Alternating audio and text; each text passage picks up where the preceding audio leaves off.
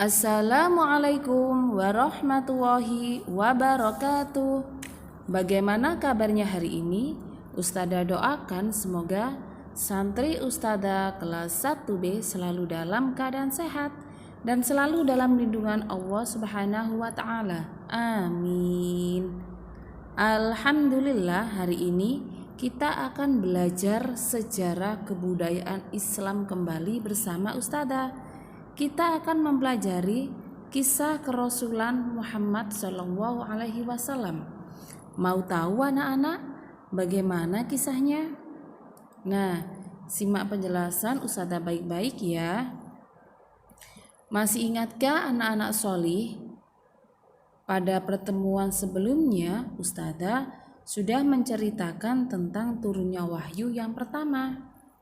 Nah, beberapa saat setelah menerima wahyu, beliau menyadari bahwa beliau telah diangkat dan ditetapkan Allah Subhanahu wa taala sebagai nabi. Oleh karena itu anak-anak, Nabi Muhammad datang kembali ke Gua Hira. Kenapa ya Nabi datang ke Gua Hira? Nah, Nabi Muhammad kembali ke Gua Hira untuk beribadah. Nabi Muhammad berharap bisa bertemu dengan malaikat Jibril. Tetapi anak-anak soli, Nabi Muhammad tidak kunjung bertemu dengan malaikat Jibril. Akhirnya beliau memutuskan untuk pulang dan kembali ke rumahnya. Ketika beliau pulang, tiba-tiba malaikat Jibril muncul dengan wujud aslinya. Beliau di antara langit dan bumi. Ketika itu Nabi Muhammad merasa takut sekali melihat wujud asli malaikat Jibril, dan Nabi Muhammad segera bergegas untuk pulang. Ketika sampai di rumah, Nabi Muhammad meminta kepada istrinya yang bernama Khadijah secara berulang-ulang, "Selimuti aku, selimuti aku." Ketika beliau sudah diselimuti kain, datanglah malaikat Jibril. Beliau datang membacakan firman Allah Subhanahu wa taala. Nah, tahukah anak-anak, saat itu turunlah wahyu yang kedua. Bersama turunnya Quran surat Al-Muddathir ayat 1-5. Insya Allah anak-anak sudah ada yang mengetahui ya, surat Al-Muddathir ayat 1-5.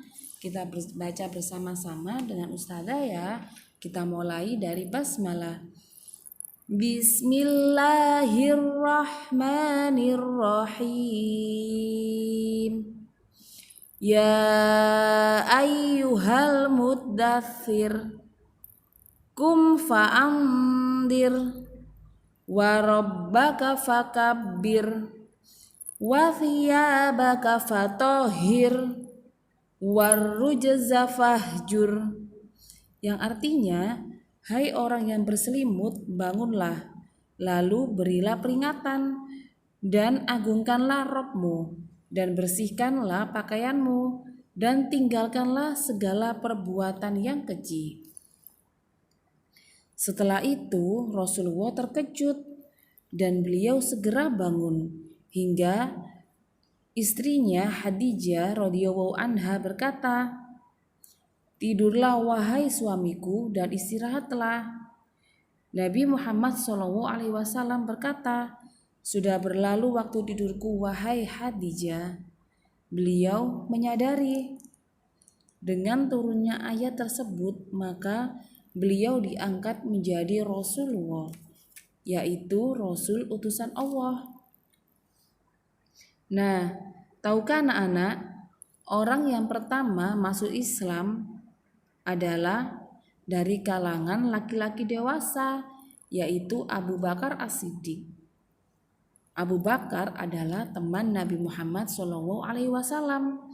Yang kedua dari kalangan wanita adalah Khadijah, istri Nabi Muhammad SAW. Dari kalangan anak remaja adalah Ali bin Abi Thalib. Beliau adalah sepupu Nabi Muhammad SAW. Dan dari kalangan budak yaitu Zaid bin Harisah.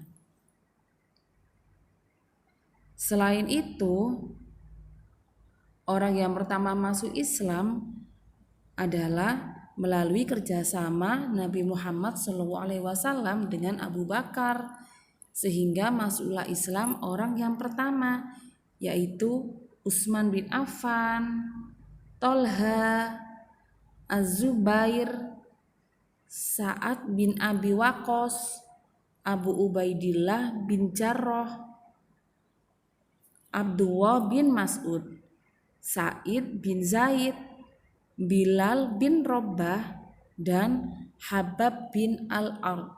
Inilah orang yang masuk Islam melalui kerjasama dakwah antara Nabi Muhammad SAW dengan Abu Bakar. Tahapan dakwah Nabi Muhammad terbagi menjadi dua. Yang pertama adalah dakwah secara sembunyi-sembunyi. Beliau berdakwah kepada orang yang beliau kenal dan berakhlak baik, seperti Khadijah, Abu Bakar, Zaid bin Harisah, dan Ali bin Abi Thalib. Yang kedua adalah dakwah secara terang-terangan. Rasulullah dan kaum muslimin mendapat ujian yang berat ketika beliau berdakwah secara terang-terangan. Beliau dicaci, dihina, dipukul, bahkan dilempar dengan menggunakan batu.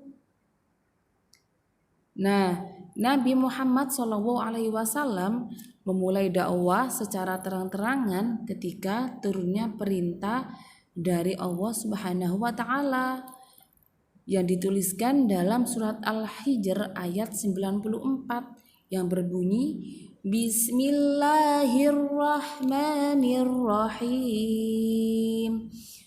Fasda' bima tu'maru wa'arid 'anil musyrikin. Yang artinya, maka sampaikanlah olehmu segala sesuatu yang diperintahkan kepadamu dan berpalinglah dari orang-orang yang musyrik. Al-Quran Surat Al-Hijr ayat 94. Nah, ketika dakwah secara terang-terangan, beliau mendapat beberapa cobaan.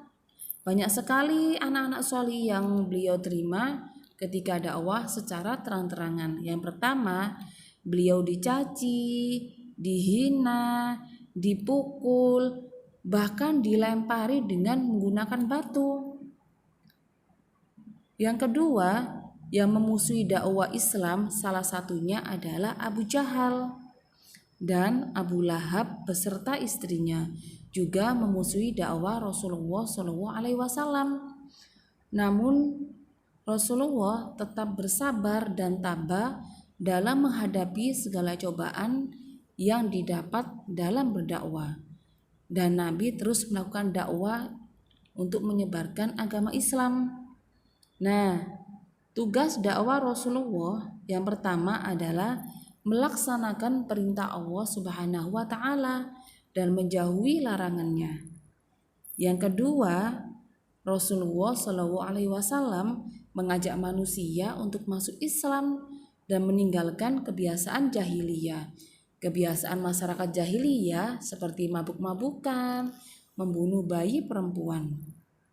Dan yang ketiga, Rasulullah mengajak masuk Islam dan tidak bermalas-malasan dalam beribadah kepada Allah Subhanahu wa taala.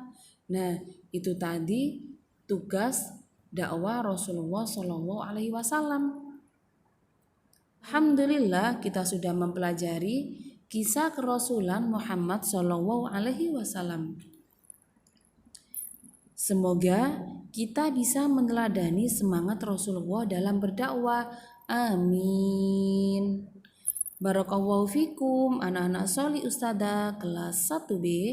Ustadzah akhiri. Wassalamualaikum warahmatullahi wabarakatuh.